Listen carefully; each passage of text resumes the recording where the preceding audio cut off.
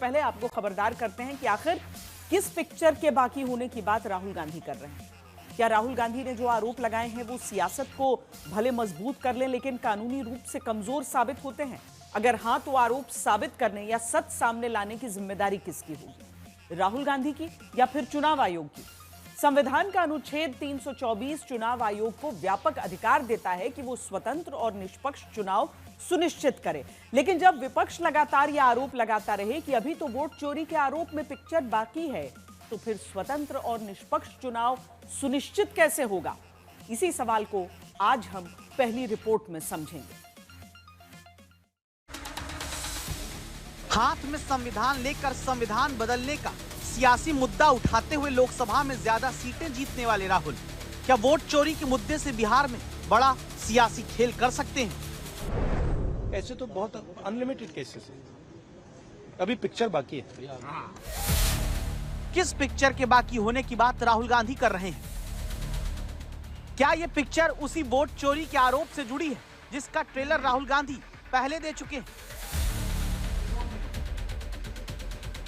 एक असेंबली में इन्होंने 1 लाख वोट चोरी किया, तो आप इमेजिन कीजिए, स्केल समझिए। क्या बिहार चुनाव से पहले विपक्ष वोट चोरी के आरोप को किसी दूसरी सीट के हवाले से भी लगाएगा? राहुल जी, चुनाव आयोग का कहना है एक भी शिकायत अभी तक नहीं मिली है, एक भी शिकायत आज तक इतने दिन बीत जाने के बावजूद। वो नहीं भैया, अभी थोड़े दिन और ठहरो, थोड़ी पेशेंस रखो। उसके बाद क्या होने वाला है सर? अभी बम फटेगा फिर से, डेटा बम। बिहार चुनाव की तारीख नजदीक आती जा रही है। विपक्ष के लगातार प्रदर्शन के बीच राहुल गांधी का ये कहना कि पिक्चर अभी बाकी है, क्या इस बात का सबूत है कि बिहार के चुनाव में अब सबसे बड़ा मुद्दा वोट चोरी का आरोप ही रहेगा? जहां क्या राहुल गांधी बेंगलुरु सेंट्रल की महादेवपुरा सीट की तरह दूसरी किसी और सीट के आधार पर अब आरोप लगाएंगे? क्या वोटर लिस्ट में मिलती हर छोटी बड़ी गड़बड़ी को पकड़कर अब सीधे वोट चोरी का ठप्पा विपक्ष लगाता रहेगा, जहां मकसद ये राजनीतिक नैरेटिव बना देना है कि चुनाव आयोग की वोटर समीक्षा पारदर्शी नहीं है? इलेक्शन कमीशन की ड्यूटी है कि वो 1 मैन 1 वोट इन्फोर्स करे, और उन्होंने नहीं किया, उन्होंने अपनी ड्यूटी नहीं की। तो हम सिर्फ कॉन्स्टिट्यूशन को प्रोटेक्ट कर रहे हैं, उसकी रक्षा कर रहे हैं, संविधान की रक्षा कर रहे हैं, और हम करते रहेंगे, हम रुकेंगे नहीं। कांग्रेस वाले ये इंडी गठबंधन को सुप्रीम कोर्ट में भरोसा नहीं है और कहते हैं कि सुप्रीम कोर्ट टिप्पणी नहीं कर सकते इनके ऊपर में। इलेक्शन कमीशन में भरोसा नहीं है, इलेक्शन कमीशन को अटैक करते हैं, पार्लियामेंट को विश्वास नहीं करते हैं। हमारा देश के जितना जो संवैधानिक संस्थाएं हैं उनको प्रहार करते हैं। विपक्ष लगातार रोज इस मुद्दे पर अपनी गति बनाकर चल रहा है, जिसमें मंगलवार को यूथ कांग्रेस ने दिल्ली में प्रदर्शन किया। तो बिहार में वोटर समीक्षा पर संसद में चर्चा की मांग विपक्ष करता आ रहा है। चोरी लोकतंत्र को जिंदा रखना है तो आपको इस पर चर्चा के लिए परमिशन देना चाहिए। अगर आप नहीं देते तो मैं समझूंगा कि यह कॉन्स्टिट्यूशन के खिलाफ हो। इस बीच आगे की रणनीति कांग्रेस तय कर चुकी है। 17 अगस्त से बिहार में मतदाता अधिकार यात्रा राहुल गांधी निकालेंगे, जो 17 अगस्त से 1 सितंबर तक चलेगी। मकसद चुनावी प्रक्रिया पर सवाल उठाने के साथ महागठबंधन की एकता को दिखाना है। भाजपा इलेक्शन कमीशन को आगे करके अपना काम करवा रहा है। हम लोग निकलेंगे, राहुल जी आएंगे, हम लोग साथ में जो है सड़कों पर बिहार में भ्रमण करेंगे, लोगों को जागरूक करेंगे। ये बड़े पैमाने पर वोट काटना चाहते हैं, और जो आज एफिडेविट मांग रहे हैं कांग्रेस पार्टी के नेता राहुल गांधी जी से, समाजवादी पार्टी ने लगभग 2 साल पहले 18,000 वोट ऐसे जो डिलीट किए गए थे, जो 2019 में वोट जिन्होंने डाला था, 2022 के जब चुनाव में गए तो वो डिलीट रहे, उसकी हमने एफिडेविट के साथ जानकारी दी और शिकायत की। अभी भी एक भी अधिकारी के खिलाफ कार्रवाई नहीं हुई। इस पूरी सियासी लड़ाई के बीच में सवाल यह है कि जो आरोप राहुल गांधी ने बेंगलुरु सेंट्रल की महादेवपुरा विधानसभा सीट में 1 लाख वोट चोरी का लोकसभा चुनाव के दौरान लगाया है, उसमें आगे क्या होगा, जिसके आधार पर राहुल गांधी लगातार कहते आ रहे हैं कि पिक्चर अभी बाकी है। नियमों को अगर देखें तो हम पाते हैं कि पंजीकरण ऑफ इलेक्टर्स रूल्स 1960 का नियम 20 दावों और आपत्तियों की जांच से जुड़ा है, लेकिन ये प्रक्रिया सिर्फ ड्राफ्ट मतदाता सूची प्रकाशित होने के 30 दिनों के भीतर लागू होती है, यानी अभी जांच नहीं हो सकती। चुनाव परिणाम में धोखाधड़ी या गड़बड़ी के आधार पर चुनौती देने का एकमात्र कानूनी तरीका है चुनाव याचिका दाखिल करना, जिसमें जन प्रतिनिधित्व अधिनियम 1951 के तहत हाईकोर्ट में 45 दिन के भीतर दाखिल करना होता है। लेकिन ये समय सीमा भी अब समाप्त हो चुकी है। अब ना तो रूल 20 है और ना ही चुनाव याचिका का रास्ता कानूनी रूप से मौजूद है। पंजीकरण नियमावली 1960 में 30 दिनों की समय सीमा और जन प्रतिनिधित्व अधिनियम में तय 45 दिनों की समय सीमा के खत्म होने के कारण राहुल गांधी की तरफ से वोट चोरी के आरोपों की जांच का रास्ता नहीं। लेकिन तब ध्यान देना जरूरी है कि MS गिल बनाम चीफ इलेक्शन कमिश्नर 1978 के मामले में सुप्रीम कोर्ट ने क्या कहा था, जहां कहा गया था कि जब स्पष्ट वैधानिक प्रावधान मौजूद हैं और आयोग को ऐसे प्रावधानों के अनुसार कार्य करना चाहिए, उनका उल्लंघन करना नहीं चाहिए। ऐसे प्रावधानों के अभाव या अपर्याप्तता में आयोग को पंगु नहीं होना चाहिए। क्या इसका मतलब ये नहीं कि भले ही राहुल गांधी की तरफ से शपथ पत्र न हो, लेकिन अगर गंभीर आरोप सार्वजनिक रूप से सामने आते हैं तो चुनाव आयोग पर ही जिम्मेदारी है कि वो आंतरिक जांच करे ताकि जन विश्वास बना रहे, आपराधिक तत्वों की पहचान हो और भविष्य के लिए मतदाता सूची पारदर्शी बनाई जा सके। लेकिन तब सत्ताधारी दल का कहना यह है कि यही तो बिहार में चुनाव आयोग करना चाह रहा है और कर रहा है, लेकिन वहां पर वोट काटने का आरोप लगाकर विपक्षी तो विरोध करने लगता है। इसका मतलब यह है कि भले ही शपथ पत्र के तहत एक औपचारिक शिकायत राहुल गांधी नहीं दे रहे हैं, फिर भी चुनाव आयोग वोटर लिस्ट में उजागर किए जाते आरोपों की जांच करने के अपने कर्तव्य से मुक्त नहीं है, खासकर तब जबकि आरोपों की जांच से चुनाव प्रक्रिया पर भरोसे को मजबूत करना लोकतंत्र के लिए जरूरी है। लेकिन यहाँ विपक्ष को भी समझना जरूरी है कि जिन खामियों को वो बता रहे हैं वो सवाल सही है, लेकिन क्या तरीका सही है? जबकि आज ही बिहार में वोटर लिस्ट के रिवीजन से जुड़े मसले पर सुप्रीम कोर्ट में अहम सुनवाई में अदालत ने कहा कि आधार को निर्णायक सबूत के तौर पर स्वीकार नहीं किया जा सकता है।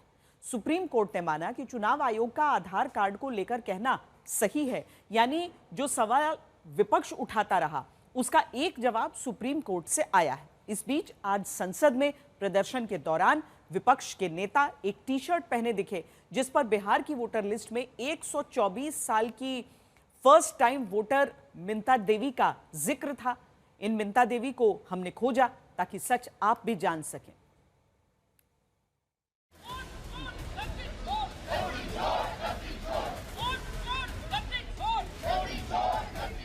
संसद परिसर में मंगलवार को जब विपक्ष प्रदर्शन करने उतरता है तो एक तरफ हाथ में लाल रंग का बैनर लेकर नारे लगाते सांसदों की टी-शर्ट पर गौर करिए। सबने एक जैसी टी-शर्ट पहनी है। गौर करने पर पता चलता है ये बिहार में चलती वोटर समीक्षा के बाद जारी ड्राफ्ट मतदाता सूची में कमी को उजागर करने और वोटर समीक्षा पर सवाल उठाने वाली टी-शर्ट है।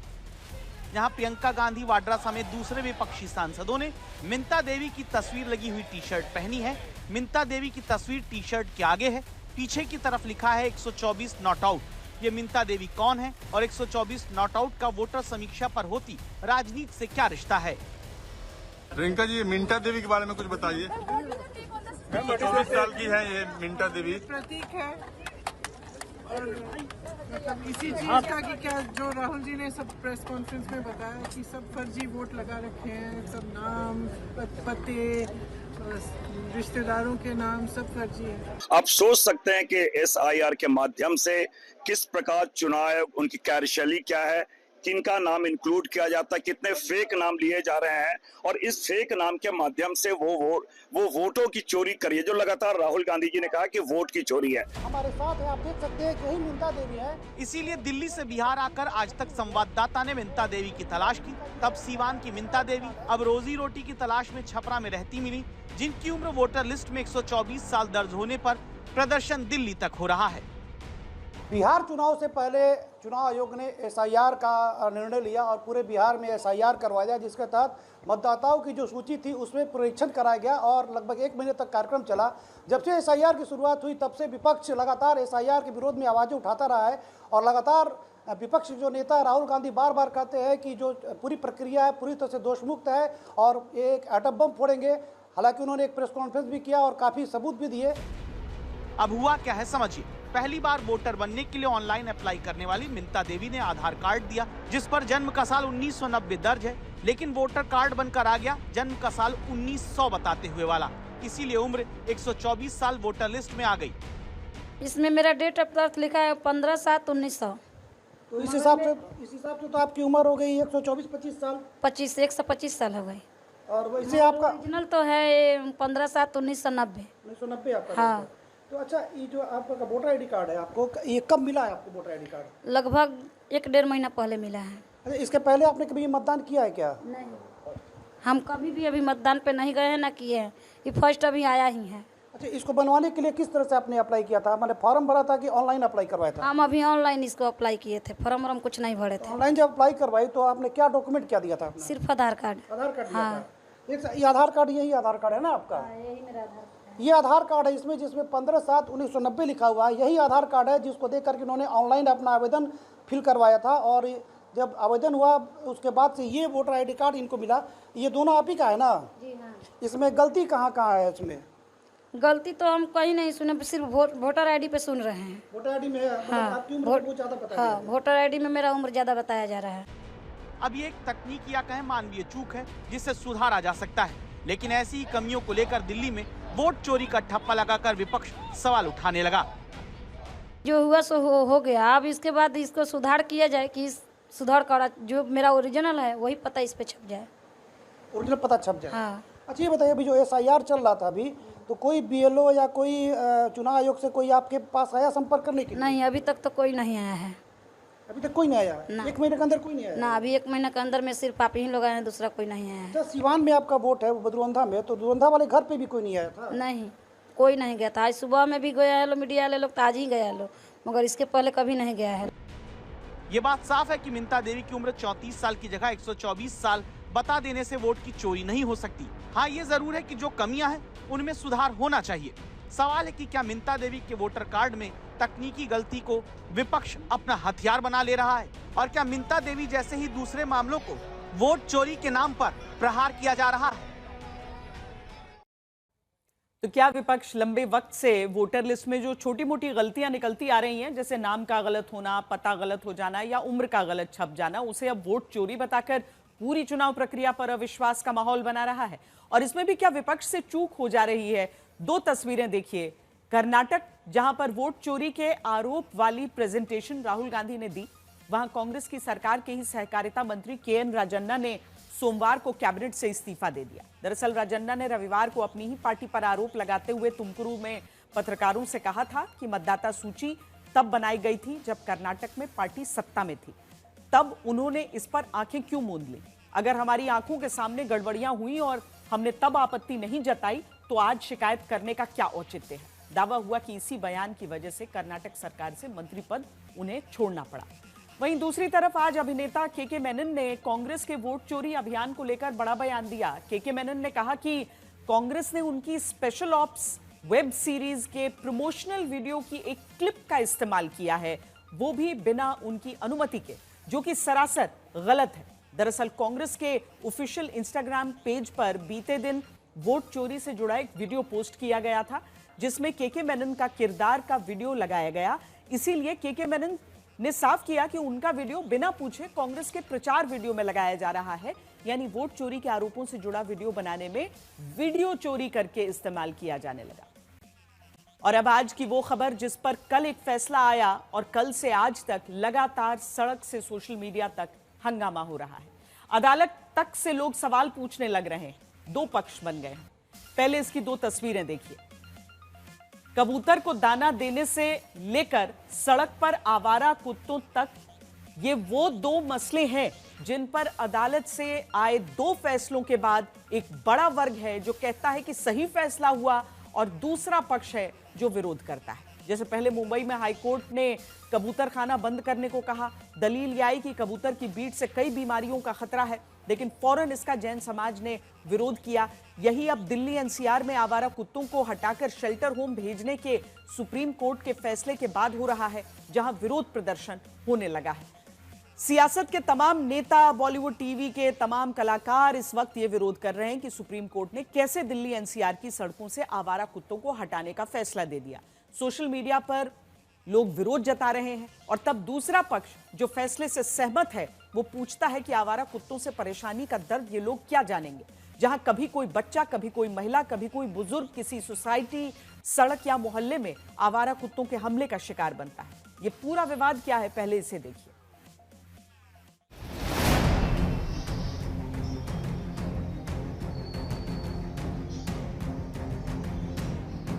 गली से जाती मासूम बच्ची पर आवारा कुत्तों का झुंड बनाकर हमला।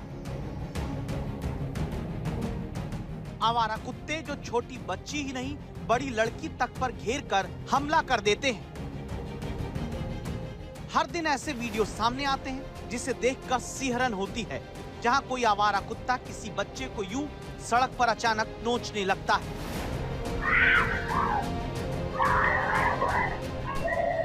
मोहल्ले में लोग खुद को आवारा कुत्तों के खतरे के बीच पाते हैं। मोहल्ले मोहल्ले आवारा कुत्ते आतंक का रूप कहे जाने लगते हैं।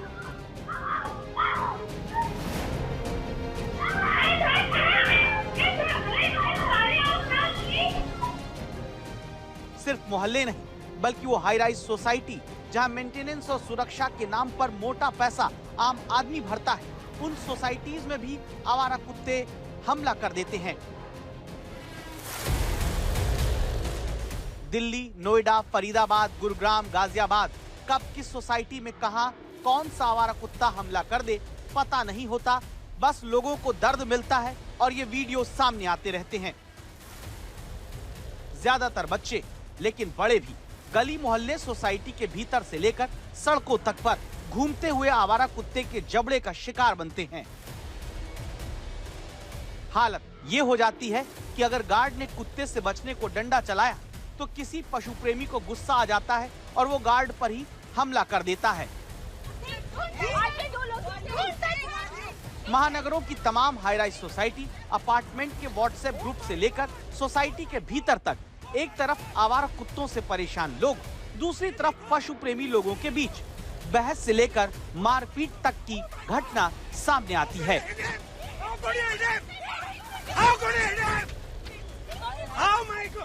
Oh my God, girls, aunty please पकड़ो, आंटी पकड़िए इसको। जिन्होंने अपनों को कुत्ते के काटने के बाद रेबीज की बीमारी की वजह से खोया है, वो लोग इस खबर से जुड़े हैं जो रोज सुबह अपने घर से टहलने निकलते हैं, लेकिन डरते हैं कि कहीं कोई आवारा कुत्ता काट ना ले।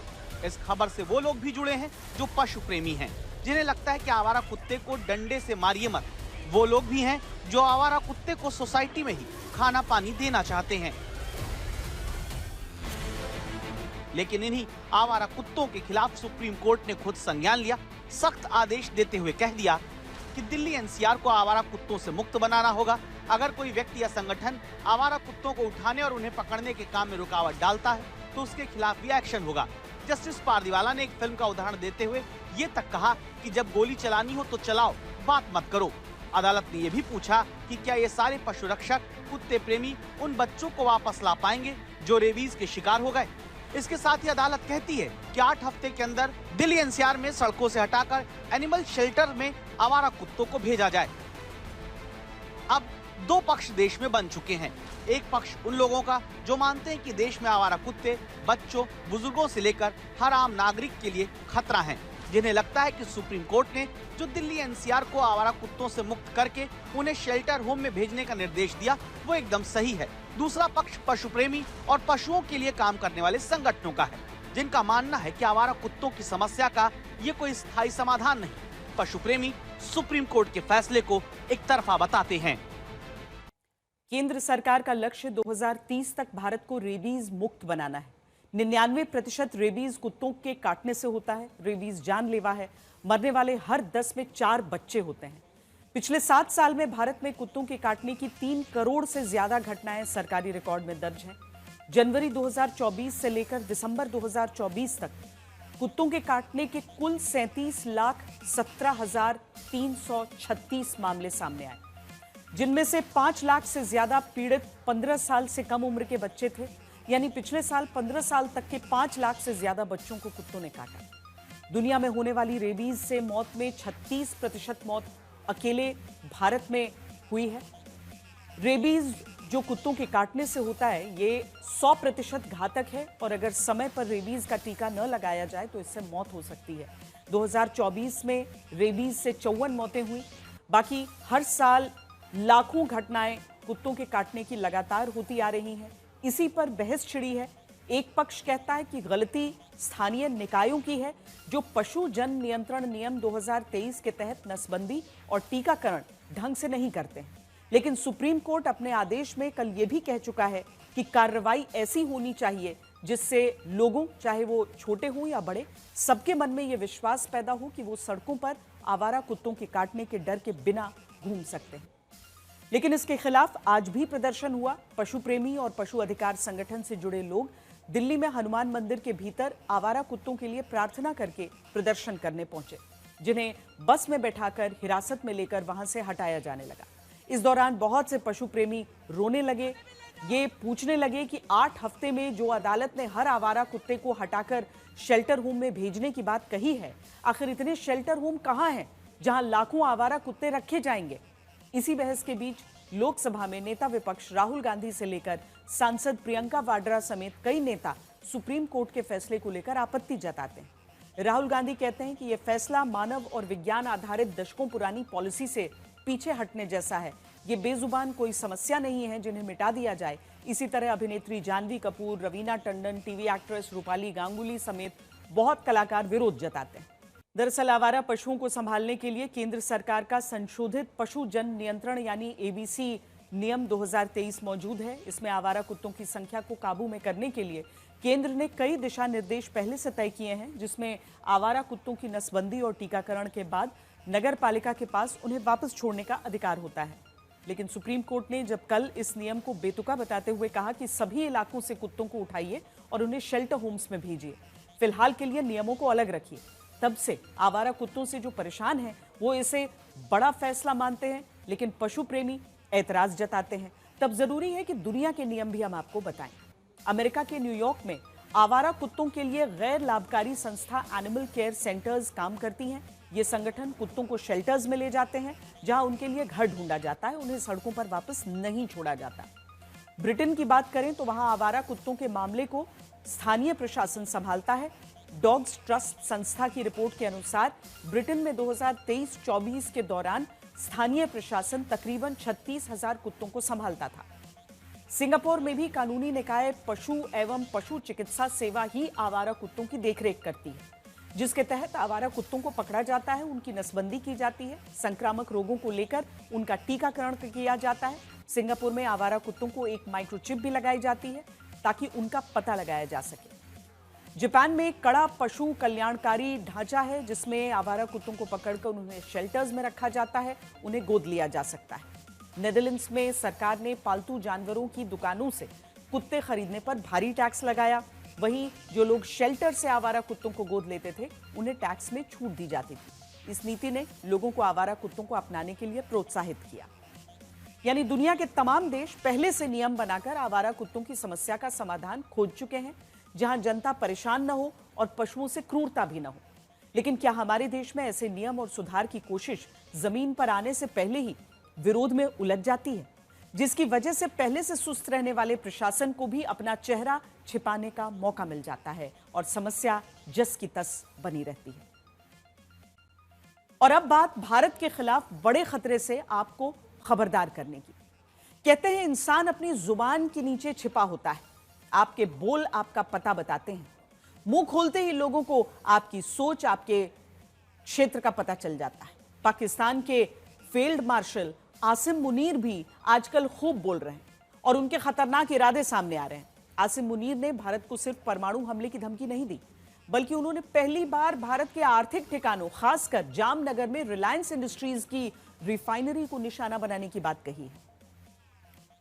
Some people very close to me have said, और मारना था।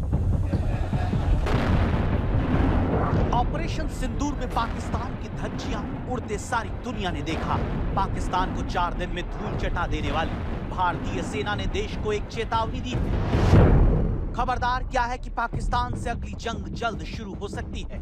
The next war which we are looking at, it may happen soon and we have to prepare accordingly, as already been brought out by director, that As far as whole of nation approach will be there for the next war, it is not the military alone which will be fighting. Let me assure you very clearly on this issue. Bharat के सेना प्रमुख ने ये चेतावनी ऐसे वक्त में दी जब पाकिस्तान के field marshal Asim Munir America में थे और उनकी तरफ से भारत को एक बार फिर परमाणु हमले की गीदड़ भभकी दी गई। उनके जिस बयान की सबसे ज्यादा चर्चा है उसमें आसिम मुनीर ने कहा कि भारत एक चमचमाती मर्सिडीज है जो हाईवे पर फर्राटा भर रही है और पाकिस्तान एक बजरी से भरा डंप ट्रक है। अगर ट्रक कार से टकराए तो नुकसान किसका होगा? पाकिस्तान को लेकर मुनीर के इस बयान पर जहां भारत में चुटकुले बन रहे हैं तो पाकिस्तान में उनकी खिंचाई हो रही है। आसिम मुनीर ने जब ये बयान दिया उसी दौरान मुनीर ने हिंदुस्तान को लेकर एक ऐसी धमकी भी दी जिसके नतीजे बहुत भयानक हो सकते हैं। पाकिस्तानी सेना प्रमुख ने भविष्य में भारत के साथ किसी भी लड़ाई में गुजरात के जामनगर में रिलायंस इंडस्ट्रीज लिमिटेड की रिफाइनरी को निशाना बनाने का मंसूबा जताया है। मुनीर ने सोशल मीडिया पर एक पोस्ट का हवाला दिया। इसमें कुरान की एक आयत के साथ रिलायंस के अध्यक्ष मुकेश अंबानी की तस्वीर है। उन्होंने कहा कि हाल की लड़ाई के दौरान उनके इशारे पर ही ये पोस्ट छापा गया था ताकि भारत को अगली बार क्या होगा का संदेश दिया जाए। इस तरह मुनीर ने भारत के आर्थिक ठिकानों खासकर तेल प्रतिष्ठानों को निशाना बनाने की बात कही। ये पहली बार है जब पाकिस्तान ने भारत के आर्थिक ढांचे को सीधे निशाने पर लेने की बात कही है। आसिम मुनीर को पाकिस्तान में मुल्ला मुनीर कहा जाता है जो जनरल के भेष में एक जिहादी है जो भारत की तरक्की से चलते हैं। मुनीर ने अपनी धमकी के लिए अंबानी को इसलिए चुना क्योंकि रिलायंस इंडस्ट्रीज भारत की आर्थिक शक्ति और क्षमता का प्रतीक है। जामनगर में रिलायंस की रिफाइनरी दुनिया में सबसे बड़ी है जहां हर साल 33 मिलियन टन कच्चे तेल की प्रोसेसिंग होती है जो भारत की कुल रिफाइनिंग क्षमता का 12% है। पाकिस्तान की तरफ से अंबानी को निशाना बनाकर धमकी देना इस बात का पुख्ता संकेत है कि वो भारत की आर्थिक ताकत को कमजोर करना चाहते हैं। पाकिस्तान से लगती सीमा पर आर्थिक ठिकानों को लेकर सैन्य और दूसरे खतरों का भारत लगातार आकलन करता आया है। पहले RIL रिफाइनरी को पाकिस्तानी आतंकवादी समूहों से खतरे के बारे में अलग अलग रिपोर्ट आती रही हैं, लेकिन इस बार धमकी सीधे पाकिस्तान के आर्मी चीफ से आई है। ऑपरेशन सिंदूर में देश ने देखा किस तरह से पाकिस्तान ने भारत से लगती सीमा पर सैन्य ठिकानों के अलावा रिहायशी इलाकों को निशाना बनाया, जिसे लेकर सेना की तरफ से भी पुख्ता तैयारी की गई है। If you carry out the analysis, you will find that what will be the density of the population which is on the western side and what is the density on the eastern side. In my wisdom, I think whatever population we have on our borders, along our borders, let's say 30-40 kilometers, it is 3 times on the other side. So it has to be very clear that if you look at civil target, the other side will be a very, very big loser. Pakistan की तरफ से भारत को अक्सर धमकाया जाता है, लेकिन इस बार यह अलग, क्योंकि पाकिस्तान के आर्मी चीफ ने भारत को परमाणु हमले की धमकी अमेरिका से दी, जो भारत को दोस्त कहता है और जिसकी भाषा किसी दुश्मन से कम नहीं। पाकिस्तान का अमेरिका बरसों तक इस्तेमाल करता रहा। इस बार भी भारत को ट्रेड डील पर झुकाने के लिए अमेरिका पाकिस्तान के field chief marshal Asim Munir को बार बार अमेरिका बुला रहा है। आसिम मुनीर के दूसरे अमेरिकी दौरे ने डोनाल्ड ट्रंप प्रशासन की जिहादी मानसिकता को बेपर्दा कर दिया है। पाकिस्तान की हिमाकत को मुंहतोड़ जवाब देने का भारतीय नौसेना इंतजार कर रही है। पाकिस्तान भी ये बात जानता है, इसलिए जंग में चीन की मदद के बावजूद हारने वाला पाकिस्तान अब अमेरिका को भी शीशे में उतारने में जुटा है। खुशामद करके अमेरिकी डॉलर पाना चाहता है। उसका हौसला अमेरिकी राष्ट्रपति के भारत को लेकर ताजा सुर बढ़ा रहे हैं। भारत पर ट्रंप के ये सुर उनके यू टर्न की गवाही देते हैं, क्योंकि ये वही ट्रंप हैं जो कुछ साल पहले तक आतंकवाद के खिलाफ लड़ाई में भारत के कंधे से कंधा मिलाकर चलने की बात करते रहे। लेकिन ये गुजरे जमाने की बात है। इस वक्त ट्रंप को सिर्फ टैरिफ और कारोबार दिख रहा है जो उनकी खुशामद करता है। उन्हें शांति का नोबेल पुरस्कार देने की वकालत करता है। ट्रंप से वो छूट पाने में कामयाब हो जाता है, लेकिन पाकिस्तान को कारोबार से मतलब नहीं। उसका सारा जोर भारत विरोधी अपने एजेंडे को लागू कराना है। पाकिस्तान के आर्मी चीफ का दूसरा अमेरिकी दौरा अमेरिका की बढ़ती दिलचस्पी दिखाता है। शायद यही वजह है कि भारत को अमेरिकी धरती पर खड़े होकर एटमी हमले की धमकी देने वाले पाकिस्तानी आर्मी चीफ को अमेरिका BLA यानी बलूच लिबरेशन आर्मी पर बैन लगाकर शाबाशी देता है। आतंक पर उल्टी गंगा बहाने में जुट जाता है। आतंक पर डोनाल्ड ट्रंप का ये यू टर्न अमेरिका में ही लोगों को पसंद नहीं आ रहा। अमेरिकी रक्षा मंत्रालय के पूर्व अधिकारी माइकल रूबिन ने पाकिस्तान के सेना प्रमुख जनरल आसिम मुनीर को सूट पहनने वाला ओसामा बिन लादेन बताया है। आसिम मुनीर ने जिस तरह से पाकिस्तान को एक परमाणु शक्ति बताते हुए धमकाया कि पाकिस्तान डूबा तो आधी दुनिया को अपने साथ ले डूबेगा, रूबिन ने इस बयान की तुलना आतंकी संगठन ISIS और ओसामा बिन लादेन के खतरनाक बयानों से की है। ओसामा बिन लादेन और अमेरिका के रिश्ते 1980 के दशक में शुरू हुए, जब बिन लादेन सोवियत अफगान युद्ध में अमेरिका का सहयोगी था। बाद में बिन लादेन ने अमेरिका को अपना दुश्मन मानना शुरू कर दिया, खासकर 1990 के दशक में जब इराक ने कुवैत पर हमला किया और अमेरिका ने सऊदी अरब में अपनी सेना तैनात की। इसके बाद उसने अमेरिका के खिलाफ जिहाद की घोषणा की और 9/11 के हमले को अंजाम दिया। मुनीर को लेकर भी कई अमेरिकी एक्सपर्ट की यही चिंता है। मजेदार बात यह कि जिस ओसामा बिन लादेन ने अमेरिका में सबसे बड़े आतंकवादी हमले को अंजाम दिया, उसे ही उसने शरण दी, अरबों डॉलर की मदद देने के बावजूद अमेरिका से झूठ बोला।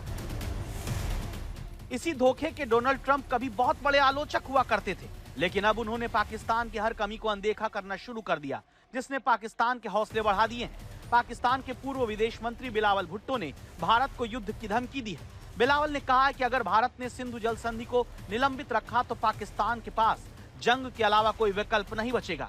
इससे पहले आर्मी चीफ मुनीर ने भी धमकी दी थी कि अगर भारत सिंधु नदी के पानी पर कोई बांध बनाता है तो पाकिस्तान उसे 10 मिसाइल से उड़ा देगा। हालांकि उसके बाद पाकिस्तान का क्या होगा वो ये बताना जानबूझकर भूल गए। पाकिस्तान कभी चीन के भरोसे भारत को आंख दिखाता है तो कभी अमेरिकी कंधे का सहारा लेता है, लेकिन वो ये भूल जाता है कि अपनी जंग खुद ही लड़नी पड़ती है और वो भारत के आगे कहीं भी नहीं ठहरता। दुनिया में इस वक्त बहुत कुछ हो रहा है। सबकी नजरें 15 अगस्त पर लगी हुई हैं, जब डोनाल्ड ट्रंप और रूस के राष्ट्रपति की अलास्का में मुलाकात होगी। मुलाकात से पहले डोनाल्ड ट्रंप ने चीन के खिलाफ टैरिफ वॉर में एक बार फिर हथियार डाल दिए और डोनाल्ड ट्रंप ने अपने कार्यकारी आदेश में चीन के खिलाफ टैरिफ को 3 महीनों के लिए और आगे बढ़ा दिया है। बड़ी खबर यह है कि रूस से तेल खरीदने के बहाने भारत पर टैरिफ लादने का फैसला अमेरिकी जनता को रास नहीं आ रहा। अमेरिकी think tank the democracy institute के ताजा सर्वे में भारत पर टैरिफ लगाने से ज्यादातर अमेरिकी सहमत नहीं है। बड़ी संख्या में लोग भारत को एक भरोसेमंद सहयोगी मानते हैं। अपने इस बयान के लिए डोनाल्ड ट्रंप को अमेरिका में ही ट्रोल किया जा रहा है। इसकी वजह अमेरिकी राज्य अलास्का को रूस का बताना है। अलास्का कभी रूस का हिस्सा रहा, लेकिन अब अमेरिकी राज्य है। यही बात जब ट्रंप भूल गए तो निशाने पर आ गए। डोनाल्ड ट्रंप ने चुनाव में वादा किया कि वो यूक्रेन युद्ध को 24 घंटे में रुकवा देंगे, लेकिन वो ऐसा करने में नाकाम रहे। इसीलिए इस बार ट्रंप और पुतिन की मुलाकात को आर या पार माना जा रहा है। 15 अगस्त को अलास्का में होने वाली ये मुलाकात भारत के लिए बहुत अहम है, क्योंकि ट्रंप ने संकेत दिया कि अगर पुतिन से बात नहीं बनी या फिर वो सीज फायर के लिए राजी नहीं हुए तो फिर वो रूस को झुकाने के लिए भारत पर टैरिफ का भार और बढ़ा देंगे।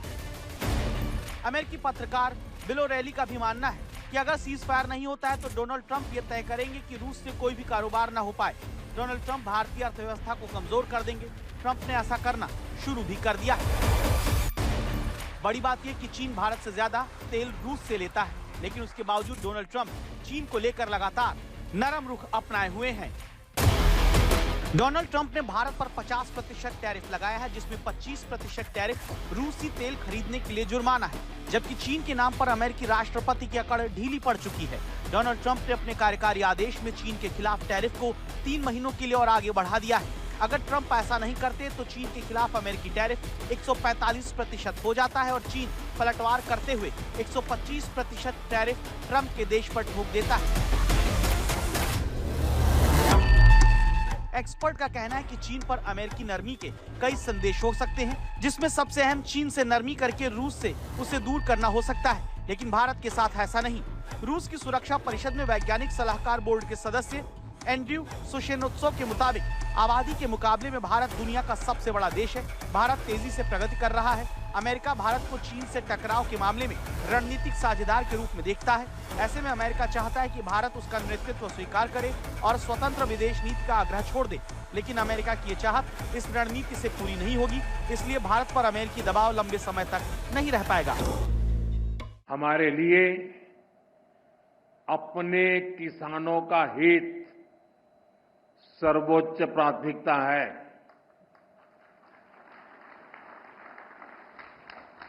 भारत अपने किसानों के, पशुपालकों के और मछुआरे भाई बहनों के हितों के साथ कभी भी समझौता नहीं करेगा। डोनाल्ड ट्रंप दबाव बनाकर अपनी बात मनवाने के लिए जाने जाते हैं। ऐसे में अगर भारत पर टैरिफ लगाने से उन्हें अपने लक्ष्य पूरे होते नहीं दिखे तो वे यू टर्न लेने से भी पीछे नहीं हटेंगे, बिल्कुल वैसे ही जैसे वो जेलेंस्की के साथ कर रहे हैं। जिस यूक्रेन को अमेरिका ने उकसाकर रूस से भिड़वाया, उसे ही अब अपने देश के टुकड़े होने पर झुकाया जाएगा। और जहां तक बात भारत की है, तो ट्रंप को अमेरिकी जनता का मूड फैसले पलटने को मजबूर कर सकता है। एक अमेरिकी थिंक टैंक के ताजा सर्वेक्षण में पाया गया कि रूस से तेल खरीदने की वजह से भारत पर टैरिफ लगाने का फैसला अमेरिकी जनता को रास नहीं आ रहा है। डेमोक्रेसी इंस्टीट्यूट के सर्वे के अनुसार 53% अमेरिकियों ने डोनाल्ड ट्रंप के इस कदम को गलत बताया, जबकि 43% इसके पक्ष में थे।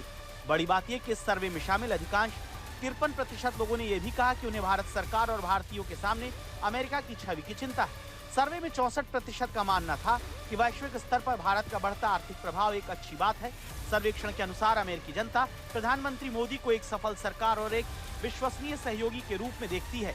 59% लोगों ने कहा कि प्रधानमंत्री मोदी का नेतृत्व अमेरिका के लिए अच्छा है। अमेरिका से आए ये ताजा सर्वे डोनाल्ड ट्रंप के फैसलों के खिलाफ है। ये बताता है कि भारत पर चीन को तरजीह देने का ट्रंप का फैसला अमेरिकी जनता को भा नहीं रहा है। आज के शुभ समाचार से आपको खबरदार करते हैं। अब वो दिन दूर नहीं जब आप हाइड्रोजन ट्रेन में सफर कर सकते हैं। इस ट्रेन के देश में शुरुआत होने के साथ ही भारत जर्मनी, फ्रांस, स्वीडन और चीन के बाद हाइड्रोजन से चलने वाली ट्रेन का संचालन करने वाला दुनिया का 5वां देश बन जाएगा, जिसकी झलक का वीडियो आज रेल मंत्री ने जारी किया है। इस ट्रेन का भारत में चलना और फिर विस्तार होना इस बात की गवाही होगा कि धुआं उड़ाते डीजल ट्रेन और बिजली के तारों का जाल जल्द ही ये सब पुरानी बातें हो सकती हैं।